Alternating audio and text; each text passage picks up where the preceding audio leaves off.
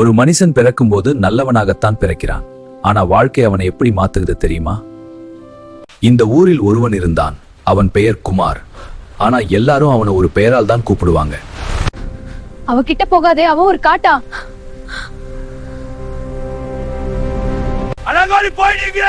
கோபம் அவன் யாரையும் அவன் வாழவில்லை. மகனே, கோபம் வச்சு வாழ்ந்தா உன் வாழ்க்கை தான் அழியும். ஒரு நாள் அவன் வாழ்க்கையில் ஒரு சம்பவம் நடந்தது. அப்போதான் அவனுக்கு புரிந்தது, மனுஷன் காட்டான் ஆகிறது பிறப்பால் இல்ல, அவன் நடத்தைதான் காரணம்.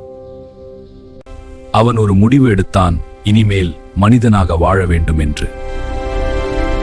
கோபத்தை விட்டவுடன் அவன் வாழ்க்கை மாற ஆரம்பித்தது.